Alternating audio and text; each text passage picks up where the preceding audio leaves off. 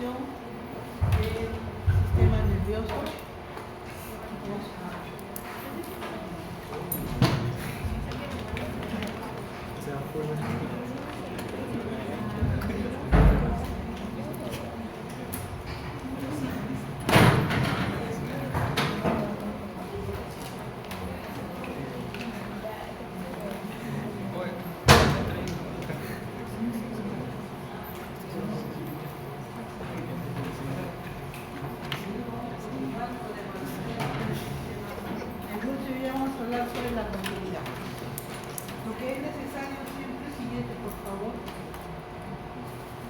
Recordar que todo el procesamiento que se da a nivel del encéfalo, del nervio central, de todo el sistema nervioso central, finalmente se va a expresar en actividad motora. Y esta es la superficie efectora, todos los músculos estriados desde la punta de la cabeza a la punta del pecho.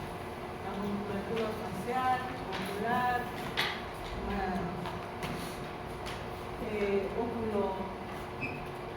oculomotora, la faringe, laringia, cervical, extremidad, el tronco, abdomen, etc. Todo esto finalmente se va a expresar en la contracción muscular con un propósito determinado de manera coordinada, que es lo que denominamos actuación. Siguiente, por favor. Entonces, gracias a nuestras estructuras sensoriales, podemos obtener información del mundo que nos rodea. Y gracias a esto podemos realizar un conjunto de planes, estrategias para desempeñarnos adecuadamente.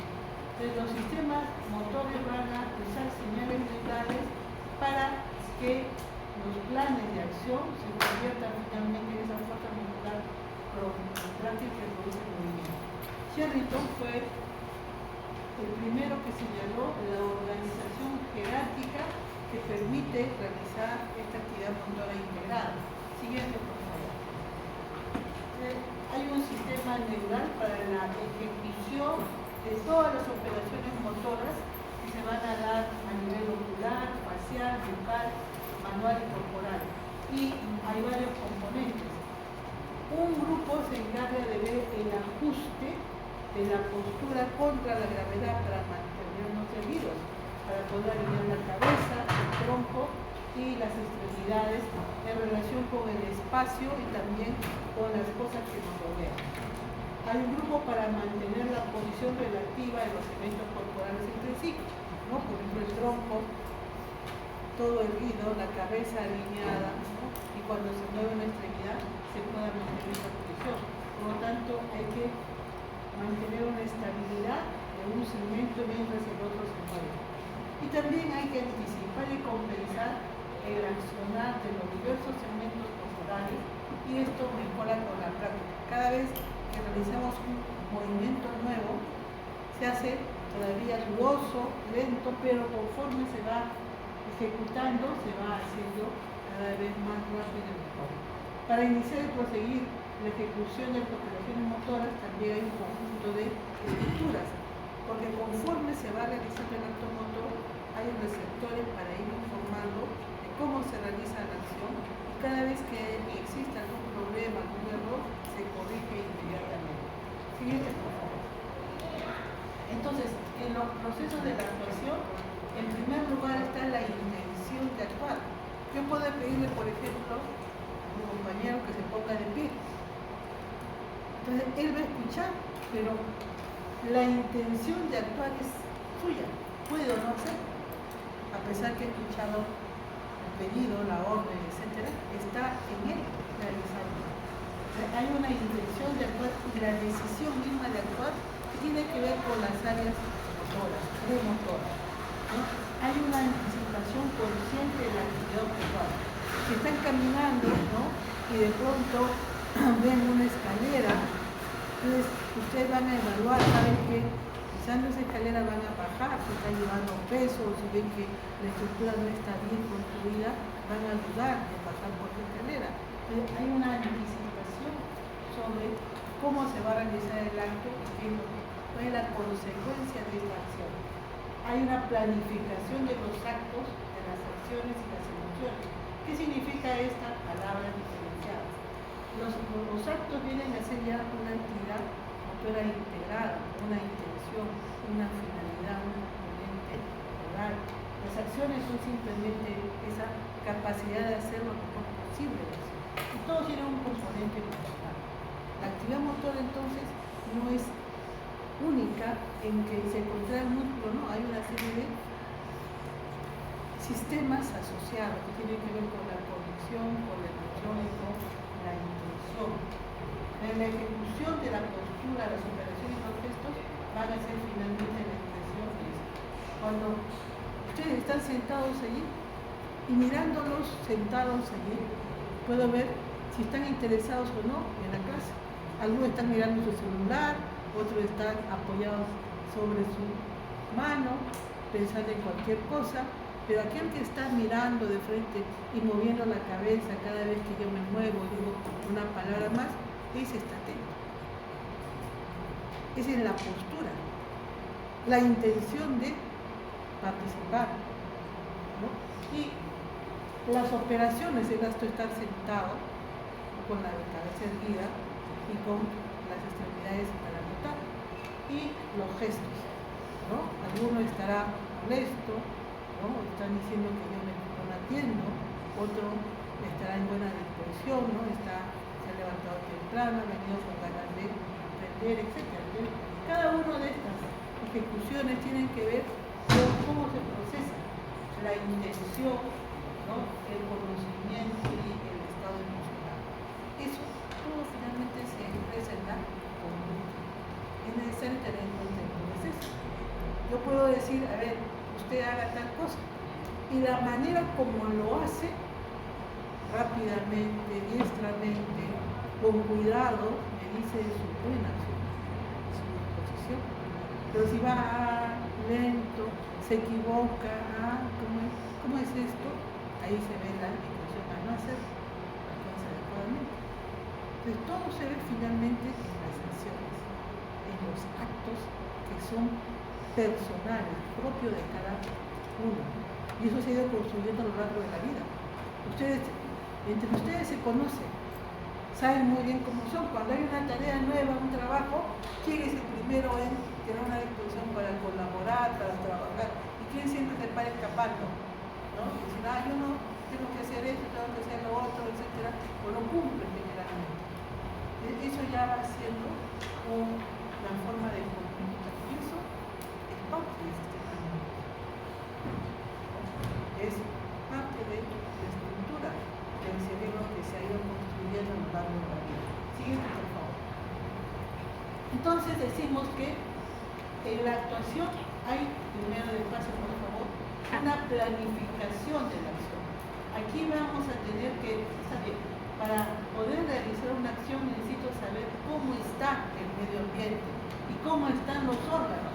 Por lo tanto, la corteza de asociación sensorial me informa de eso. Y esto va a las áreas motoras, ¿no? Premotoras, corticales. Estamos hablando del área premotora, el área motora suplementaria, todo lo que está por delante del área motora primaria. Entonces, con esta información se puede realizar los planes, los estrategias. Siguiente, por favor, avanza. Y evidentemente los ganglios basales, estructuras corticales, siguiente, y también estructuras como están en el tronco, expresivos al tronco que se revela, informan del estado de las estructuras, el estado de alerta. Todo esto se integra. Siguiente, por favor. Y gracias a eso nosotros podemos ejecutar una acción que está a cargo de la corteza motora primaria, siguiente, que envía las señales para que se produzca el movimiento. Entonces, hasta aquí está la planificación, la programación de todas las actividades motoras, y desde la corteza hasta la estructura que es el músculo, hay vías sensoriales y vías motoras que están informando sobre la ejecución de la acción. Entonces hay señales de retroalimentación para corregir el movimiento si es necesario. Y esto gracias aquí a los receptores proprioceptivos que están en el uso muscular y y en el órgano tendinoso del borde. Siguiente, por favor. Toda esta parte ya corresponde a la ejecución de la acción motora. Siguiente, la ejecución. Entonces, este sistema de motilidad tiene niveles de organización. El nivel básico está en la médula espinal del tronco encefálico. ¿Qué está allí? Ahí está la neurona motora, que va a inervar al músculo. Entonces, es el nivel básico. Las motoneuronas son la vía final común. Todo el procesamiento que se da a nivel cortical, del tronco, del encéfalo, etc., todo termina en esta neurona motora de la médula espinal, de la región cervical sacra, y en los músculos motores de los intercraneales, motor ocular común, facial, ¿no?, hipoglosso, etc. Y esto es el nivel básico. Sobre eso está aquí el cerebelo y la corteza cerebral. Entonces, hay niveles en el tronco y corteza cerebral que van a proyectarse en paralelo a la médula y están organizados somatotópicamente. El cerebelo y los ganglios basales son circuitos nerviosos que van a modular la calidad del movimiento, la coordinación, la rapidez, ¿no?, la intensidad de los movimientos, y evidentemente van a inhibir cualquier movimiento innecesario. Siguiente, por favor. En toda actividad motora debemos reconocer el tono muscular. El tono muscular es esa postura que mantiene el músculo y que se debe gracias a la inervación de las neuronas gamma, gracias a la información que traen los receptores proprioceptivos, el uso neuromuscular y la neurona tendinosa de Golgi, entre otros. Entonces, con esto, el músculo está en un estado de semicontracción que lo mantiene listo para realizar un movimiento. Si el músculo partiera de cero, entonces en ese caso el movimiento sería torpe, sin calidad, ¿no? Por eso es necesario que exista el tono. Luego la praxis es esa habilidad que adquirimos, ¿no?, esa organización de las acciones motoras con una intención, con un fin. La fuerza, hay una contracción muscular que va a ser una determinada intensidad y que dura en el tiempo. Entonces, eso se llama fuerza, ¿no?, la intensidad con la cual se contrae el músculo durante un determinado tiempo. Y la taxis es la capacidad de coordinar el movimiento teniendo una dirección determinada, una amplitud. Por ejemplo, quiero llegar a la punta de la nariz, ¿no?, con el dedo. Yo voy calculando, no conscientemente, es automáticamente, porque hay receptores proprioceptivos que se encargan de hacer. Puedo llegar al blanco sin necesidad de mirar. Ahí hay una velocidad. Y la cinesis es la velocidad de captación de calor. Una adaptación significa que conforme se realiza la actividad, yo voy caminando y, por ejemplo, me encuentro con un obstáculo, inmediatamente miro. Conforme se va realizando la acción, voy modificando la acción. Siguiente, por favor. De tal manera que vamos a dividir la organización de la actividad motora en un nivel superior, piramidal, intrapiramidal, cerebeloso y espinomuscular. Siguiente. El control, entonces, hay una organización jerárquica. El nivel más alto tiene que ver con la estrategia. Y aquí están activándose las áreas de asociación del neocórtex junto con los núcleos basales. Luego está la táctica, que tiene que ver con la corteza motora y el cerebelo, y la ejecución misma, las neuronas motoras en el tronco encefálico y la médula espinal, de ejecución, ¿no? Siguiente. Hablemos del nivel superior, entonces. Siguiente. Aquí entra en juego el área prefrontal, el área premotora lateral, área cerebronorma, el área motora suplementaria y el área oculomotora, área 8 de está en la cara lateral y en la cara interna.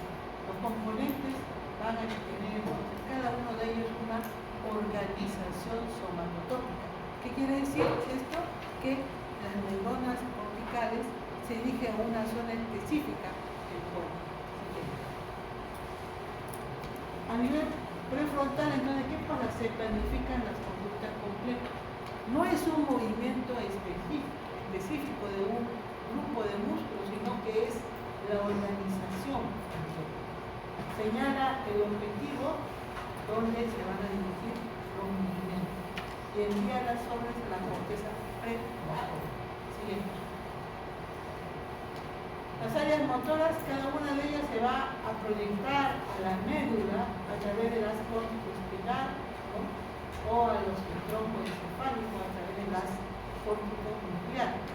Y estas áreas, ahí vamos a tener áreas premotora y motora suplementaria que van a dar la coordinación y planificación del movimiento complejo y van a estar recibiendo información de las áreas de asociación, especialmente parietal y prefrontal, para ir enviando una información adecuada al área de la corteza motora. El área premotora produce la secuencia completa del movimiento para cumplir con la tarea y aquí no hay en detalle el movimiento, ¿no? Mientras que el área motora primaria, área 4 del dogma, especifica los detalles del movimiento y es la responsable de realizar la haz que va a descender para llegar a las neuronas motoras hacia la médula del tronco. Aquí señalamos la región parietal posterior, de donde viene la información del estado del mundo y actúa sobre las áreas premotoras, área motora suplementaria, área premotora, área oculomotora, y desde acá se va a ir hacia la corteza motora primaria. Siguiente, por favor. Estas son, se ha visto claramente que estas son las áreas integrales, esta planificación, planeamiento de los estrategias. Y se ha visto, por ejemplo, el mono, ¿no? Que cuando se da una orden determinada para una acción, antes de ejecutar la acción, hay una actividad en la corteza frontal.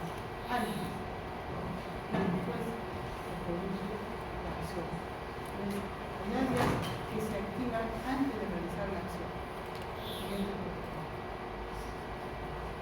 El nivel piramidal, siguiente. Estas son las áreas motoras primarias, la cara lateral, siguiente, y la cara interna. Siguiente, cada una con una representación somatotópica, siguiente, donde reconocemos el homúnculo, ¿no? Motor fémino. Recuerden ustedes que el dedo inferior es para la cabeza y para la laringe, en la parte interna hacia la ínsula, las células faringofaringeas y la región.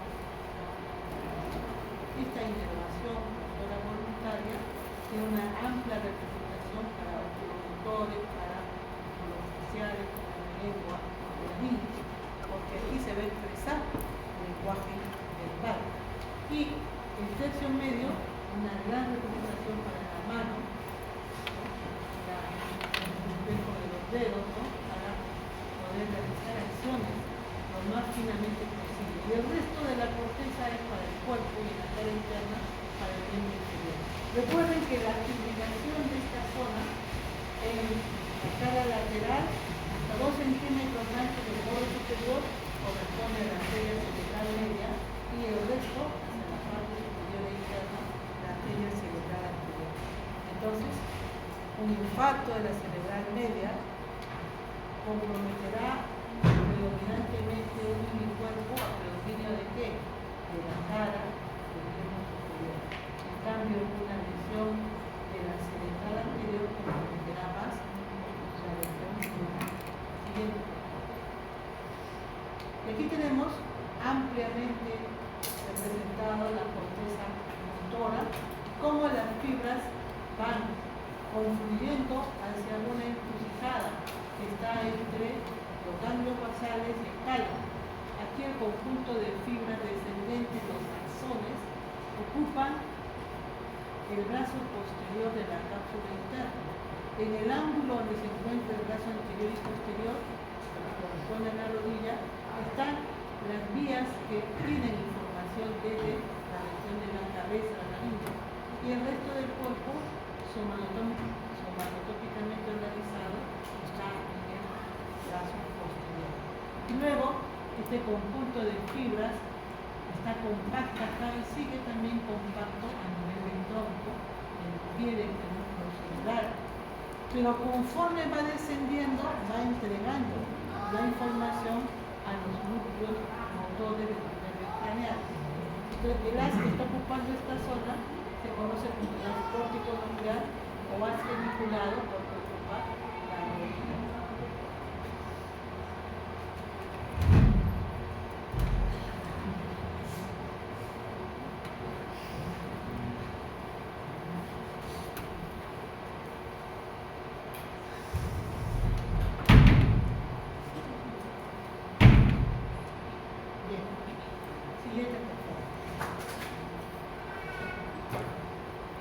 La vía sigue descendiendo siempre con un compacto, pero a nivel del puente, la presencia de las fibras pontocerebelosas que se dirigen hacia el cerebelo fragmenta en pequeños fascículos al haz córtico espinal. Pero miren ustedes cómo van descendiendo las fibras del haz geniculado y van entregando la información superior, supranuclear, a los núcleos motores, quintos y sextos. Siguiente página. Y así van entregando a nivel del bulbo para el glosofaríngeo, el vago, el espinal y el hipoglósico.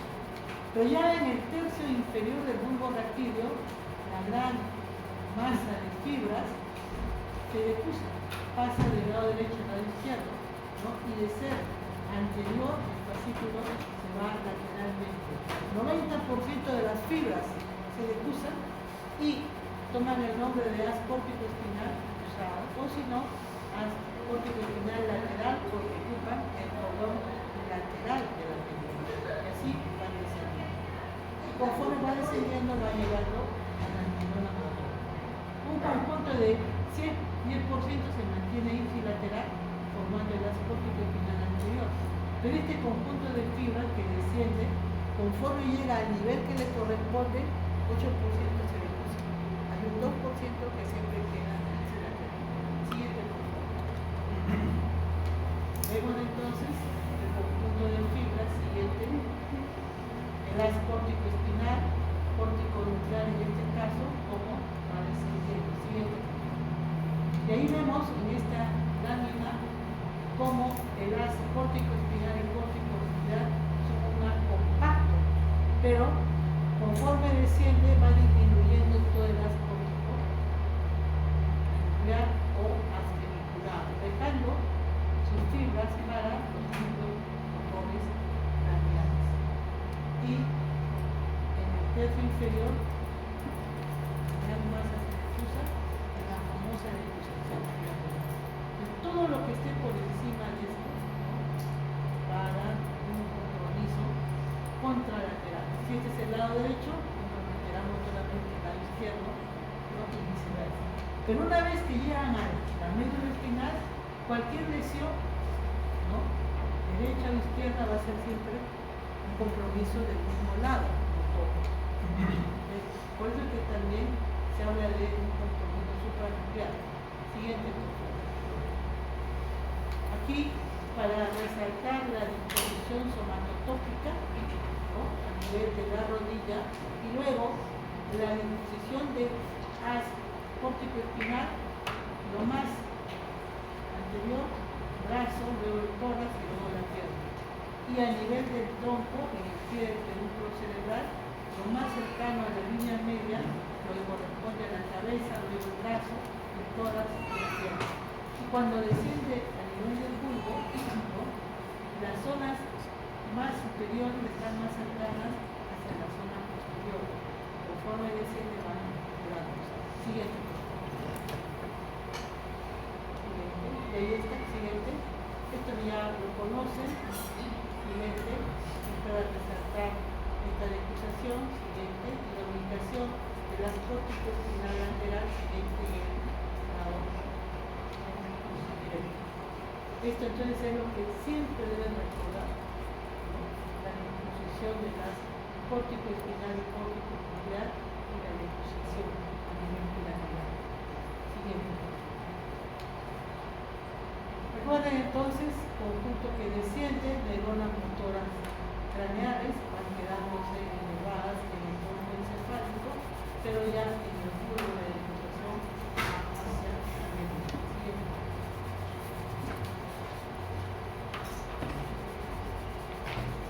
Cuando se produce una lesión en el tronco encefálico, entonces, cuando la lesión está por encima del núcleo del nervio craneal que corresponde, el encéfalo, el puente o el grupo, se va a dar una lesión de la vía córtico-espinal contralateral y generalmente el compromiso del núcleo del nervio craneal del mismo lado.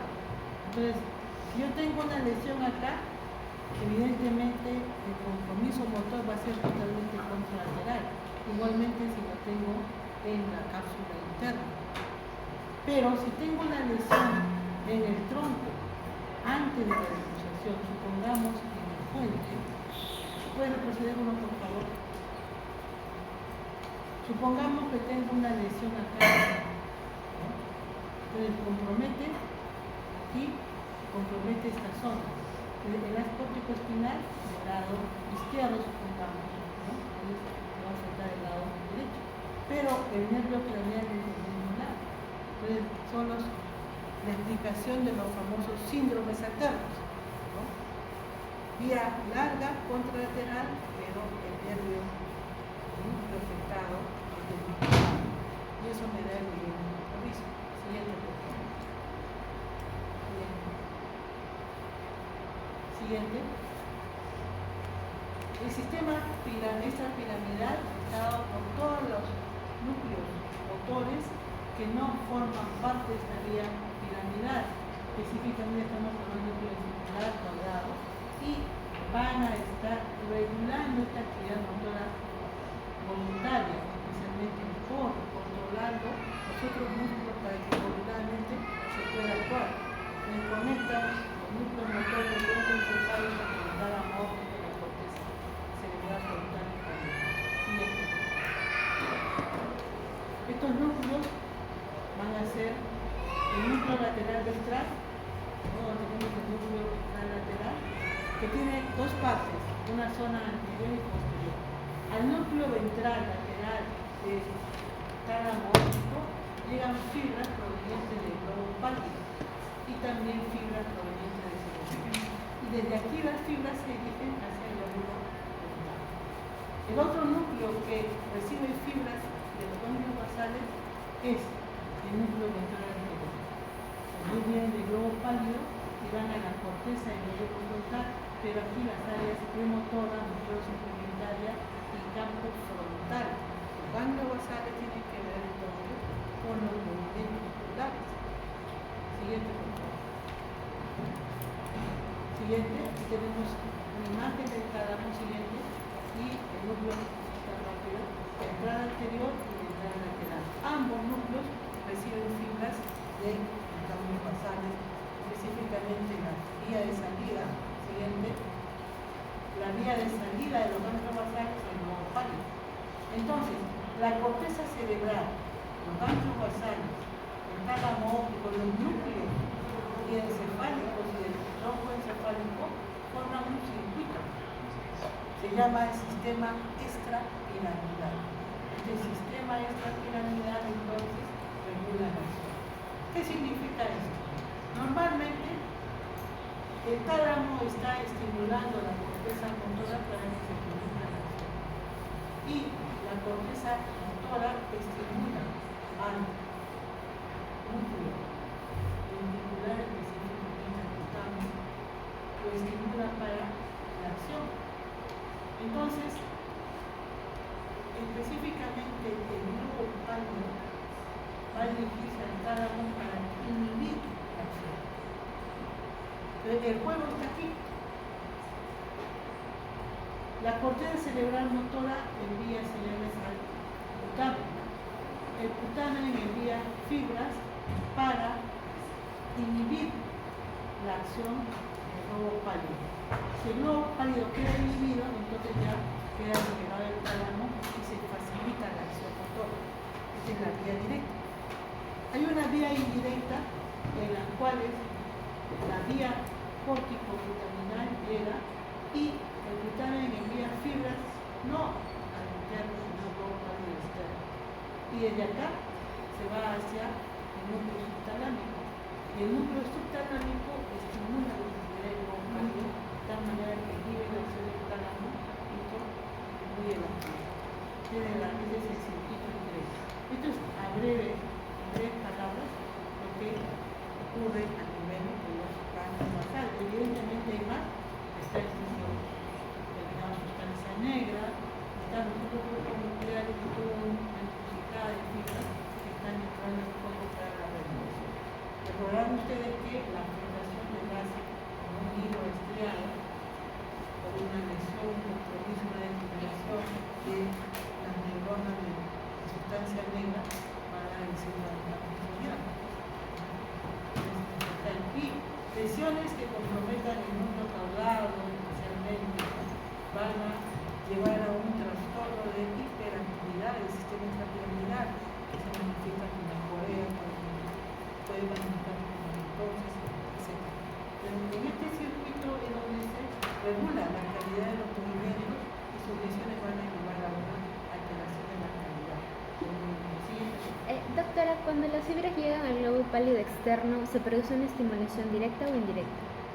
Del externo van a llegar hacia los núcleos subterráneos y este va a activar el globo pálido. Esto es indirecto. Primero va acá, va aquí, después acá. También otro va directo al globo pálido interno y al tálamo y al siguiente. Gracias. Entonces, la mayor referencia que va ganglios basales va a ir hacia el área 6, ¿no? El núcleo dentro lateral del tálamo que tiene el área 6. Entonces, esas referencias van a ir hacia desde los ganglios basales y estos van a recibir referencias de la corteza, especialmente de la corteza frontal, prefrontal y parietal. Los circuitos acá intervienen en la prevención e iniciación de los movimientos afectivos. Siguiente, por favor. Cuando uno empieza a aprender una actividad motora, inicialmente hay dudas, se hace lentamente buscando la precisión, etc. Pero conforme lo va haciendo repetidamente, el movimiento se hace automático. Gracias a que existen estos circuitos de ganglios basales, tálamo, corteza, que van activando el circuito y lo van haciendo con calidad. Y aquí la función de los ganglios basales es hacerlo rápidamente, ¿no? Con buena calidad. Entonces, estas son las estructuras que intervienen en esta actividad motora. Ganglios basales, tálamo, tronco encefálico, ¿no? Médula, como ya estructuras ejecutoras para la construcción del mundo. Pero los receptores sensoriales o perceptivos van a estar recibiendo información de la realización del acto motor para regular. Siguiente. El sistema extrapiramidal, muchos influye en esto a los núcleos motores que están en el tronco encefálico, que son el núcleo rojo, la vía vulvar, la formación reticular, el núcleo vestibular, los núcleos del pecho. Todos ellos descienden hacia la médula espinal para regular la actividad. Permiten algunas posturas, como bien vimos, ¿no? La postura de celebración, de decorticación, son la base, el sustento de actividades motoras posturales que permiten sobre ellas realizar actos como, por ejemplo, el terreno de pie y caminar. Les van a llegar a la médula, haces retículo espinal, núcleo espinal, pecho espinal, oído espinal, vestíbulo espinal. Este sistema extrapiramidal entonces va a permitir que se produzcan actividades motoras que vienen ya genéticamente determinadas. Por ejemplo, el pájaro, ¿no? las aves tienen una actividad que es el picoteo para poder alimentarse, para defenderse, etc.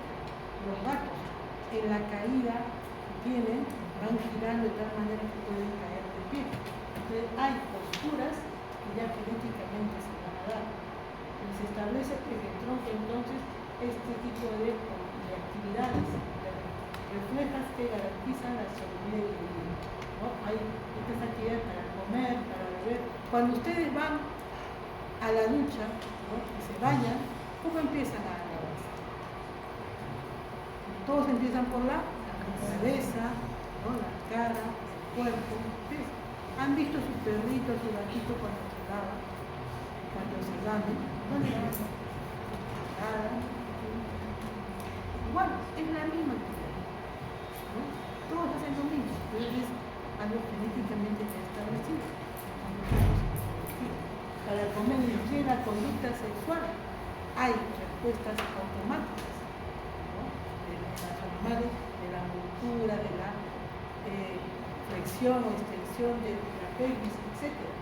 Hay posturas para mantener el pie, para permanecer venciendo la gravedad, para realizar movimientos ordenados, para caminar, nadar, acercarse a la piel y construir nidos, ¿no?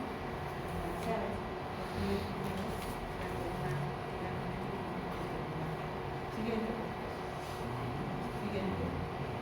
En el tronco encefálico, entonces, hay dos sistemas neuronales en paralelo.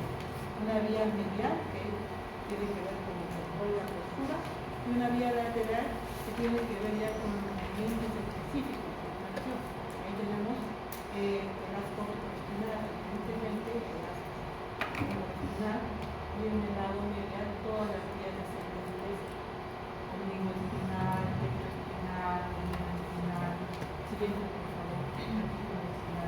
Y todas estas vías hay que seguir. Siguiente, por favor. Pecho espinal para los músculos motores y la coordinación con la cabeza, ¿no? El pecho espinal, la vía vestíbulo espinal para los movimientos de la cabeza y el cuello, hay dos vías, vestíbulo espinal lateral y medial, y el músculo espinal. Siguiente, por favor. Recuerden estas vías también se pueden. Siguiente. Estamos mencionando, siguiente. Y el índice de dolor. Siguiente. El cerebelo tiene el 10% del volumen del encéfalo, pero miren, tiene más del 50% de las neuronas. Por eso que ven un cerebelo con una corteza con múltiples pliegues. Esas pequeñas láminas, ¿no?, son estructuras donde se ha formado un pliegue para que en un área pequeña quepa toda la zona cortical. Y este cerebelo se relaciona con las áreas motoras 4 y 6, áreas somatosensitivas de la circunvolución central, áreas parietales posteriores. Todo se proyecta en el cerebelo a través de los núcleos del cuerpo. Hay un haz córtico-ponto-cerebeloso que tiene 20 millones de axones. Ese conjunto de fibras voluminoso llega al puente y va a hacer sinapsis con las neuronas de los núcleos continuos. Eso hace que el puente sea voluminoso. Recordarán, en la clase de anatomía vieron cómo el puente es un haz grueso, voluminoso, prominente. Y habíamos dicho que incluso se para en pequeños fascículos del haz córtico-espinal. El haz córtico continuo cerebeloso, decíamos, tiene 20 millones de axones, 20 veces más que el haz córtico. ¿Por qué ocurre esto? ¿Cuál es la importancia? Este conjunto de fibra va a terminar en el núcleo posterior, en el lóbulo posterior del cerebelo, ¿no?, en la corteza cerebelosa. Siguiente, por favor.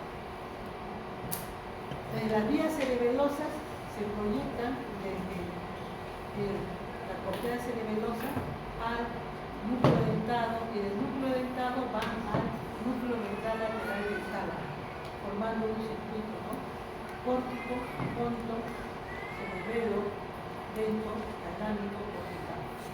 El cerebelo entonces instruye a la corteza cerebral respecto a la dirección, tiempo y fuerza del movimiento.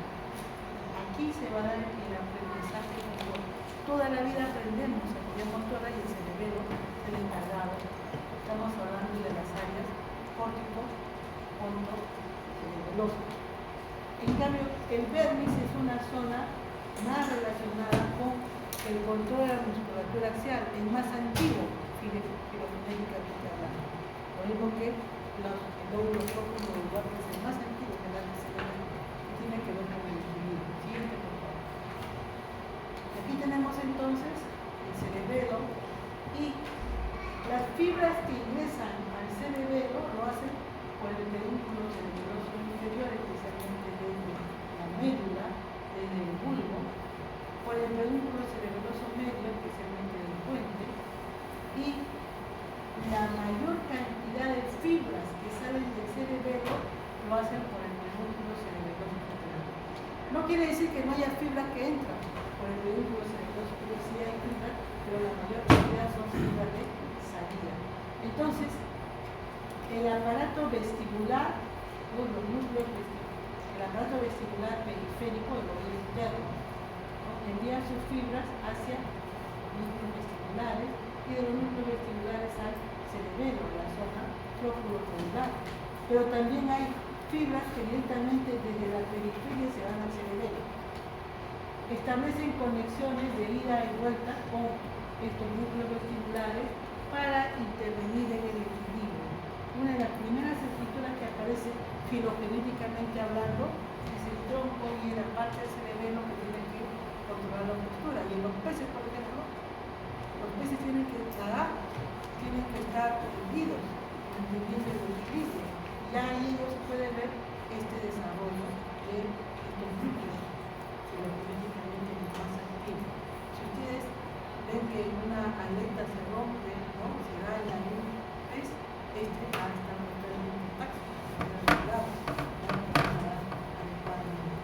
Siguiente, por favor.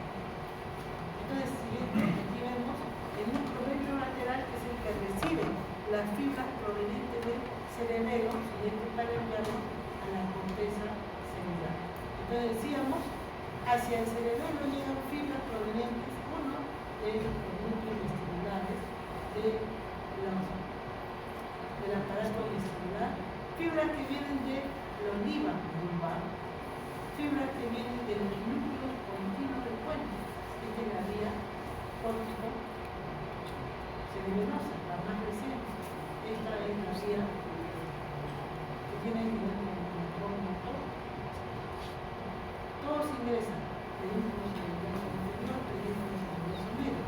La vía córtico nuclear es la que va al lóbulo posterior, mientras que las vías olivo-cerebelosa, espino-cerebelosa van a la zona anterior, a la zona colonial, ¿no?, que tiene que ver con la coordinación de los movimientos.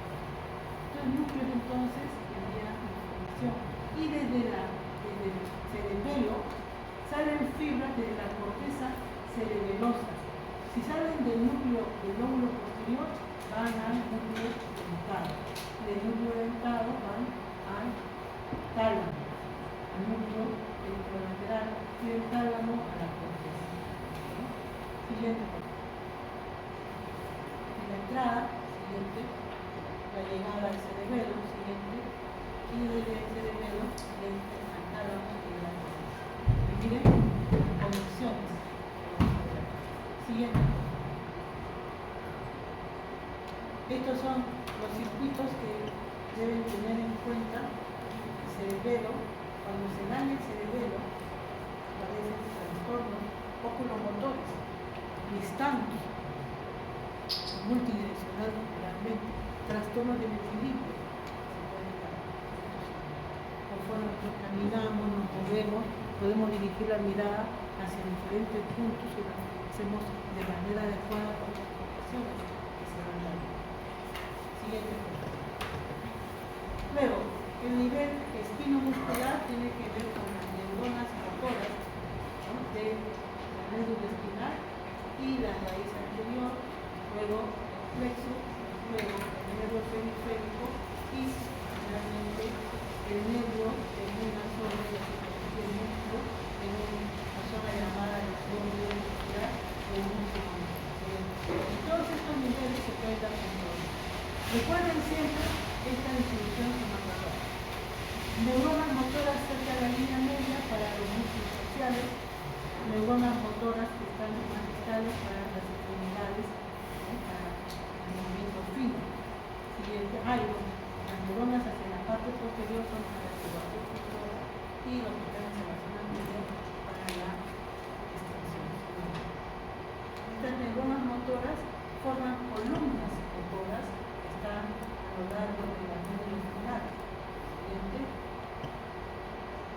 Y en esto reconocemos subniveles. El nivel de neurona motora, de la raíz nerviosa, del plexo, del nervio periférico, al camino neural del mismo. Pero aquí la neurona motora es la que manda, porque la neurona motora es la que da la vida. Se muere la neurona motora, se muere el motivo de la vida. El estrofismo se debe a esta neurona. La inervación motora sale por la raíz. Una vez que se reúne con la fibra sensitiva, forma el nervio periférico. ¿Cómo diferenciar un problema motor, si es de neurona motora o del nervio periférico, en el nervio periférico a la componente sensitiva? Hasta aquí el sistema nervioso central, esto es el sistema nervioso periférico. El plexo está fuera de la columna periférico. Siguiente. Automáticamente, podemos ver la disposición siguiente. El nivel espinomuscular entonces permite el trofismo, la vida del músculo, el tono muscular, evidentemente la inervación permite la coordinación y la máxima expresión en la fuerza muscular, los reflejos osteotendinosos y los reflejos musculares. Cada circuito nervioso, una vía, un receptor, una vía eferente, un circuito reflexógeno, una vía eferente y la inervación motora. Ese circuito, dependiendo del nivel, tiene mayor o menor complejidad. A nivel de la médula, por ejemplo, receptor, vía aferente y generalmente solamente una neurona intercalada para revelar neurona salida. Pero a nivel superior, ya en el tronco encefálico, los circuitos nerviosos son más complejos, hay mayor regulación. Y ustedes lo van a ver cuando traten de estudiar, de realizar los reflejos osteotendinosos. Si la persona está muy tensa, muy preocupada, muy ansiosa, no van a lograr el reflejo. Hay que extraer a la persona para que el reflejo pueda seguir adecuadamente. Siguiente, por favor. Bien, pues las unidades motoras son la unidad final. Hay una neurona motora que se encarga de inervar fibras musculares. Todas las fibras están inervadas por los motoneuronas que se contraen toda junta. La unidad motora, entonces, ¿qué cosa es? La neurona motora y el conjunto de fibras musculares que son inervadas por ella. La descarga de la neurona motora permite que todo ese conjunto de fibras musculares se contraiga. Si muere la neurona, muere todo el conjunto de fibras musculares. Y cada fibra muscular es inervada solamente por una neurona. Si muere, muere la fibra. Pero hay casos de lesiones crónicas, por ejemplo, la poliomielitis aguda, una enfermedad viral, que mata selectivamente a la neurona motora. La esclerosis lateral amiotrófica, una enfermedad degenerativa crónica, que mata selectivamente las neuronas motoras, pero estas pueden ser de la médula, pueden afectar también el ácido óptico espiral. Entonces, como son enfermedades que pueden dejar secuelas a largo tiempo de evolución, una neurona motora puede ir y tratar de reinervar una fibra muscular. Puede darse ese paso. Siguiente.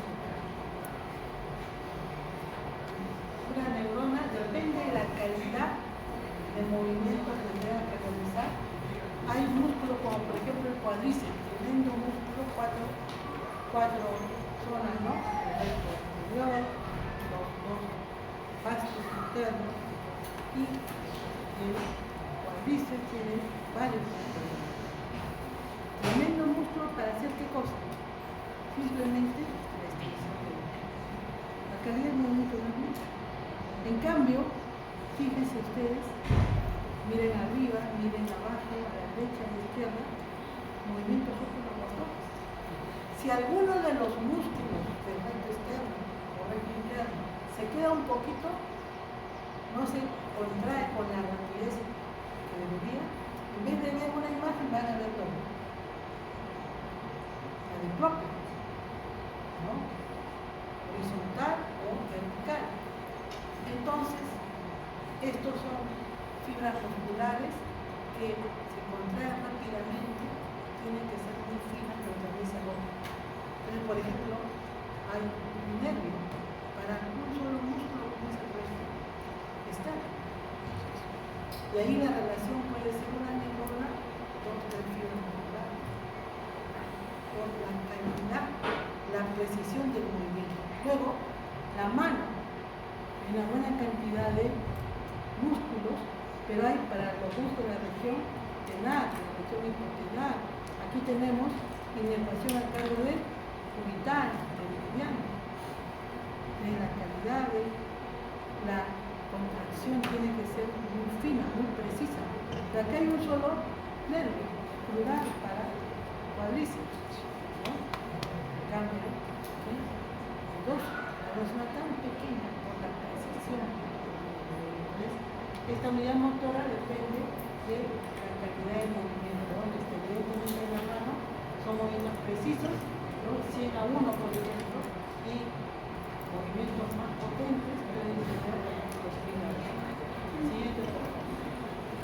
Y las neuronas motoras van a recibir este impulso, o sea, una descarga eléctrica va a generar un desplazamiento, una actividad mecánica, ¿no? Siguiente foto. Y bueno, ya las unidades motoras son de diversos tipos, se pueden leer bien. El reflejo miotático, lo que mencionaba, ustedes desplazan, dan un golpe en la superficie del tendón, del cuádriceps, ¿no? Y esta recepción del golpe es recibida por el órgano tendinoso de Golgi, que informa, esta es la neurona sensitiva, que informa a la médula para que envíe una señal y evite un daño en el músculo que tiene que tratar. El reflejo miotático más sencillo que todo. Siguiente foto. Cuando se produce un movimiento, ¿no? Si yo quiero hacer flexión, si quiero calidad de movimiento, ¿qué tengo que hacer? Los músculos flexores van a contraerse. Y hay un conjunto de músculos que contribuyen a la flexión. Pero los músculos que producen la extensión van a estar inhibidos. Esto es algo previsto. Ya hay un reforzamiento de esta actividad gracias a las neuronas intercalares que van inhibiendo los extensores. Siguiente. Si yo camino y piso una tachuela, evidentemente el dolor va a hacer que trate de evitar la lesión y produjo una triple flexión del miembro inferior. Entonces el estímulo doloroso viaja rápidamente a múltiples niveles de la médula espinal para producir la contracción de los grupos musculares del músculo sobre la pierna sobre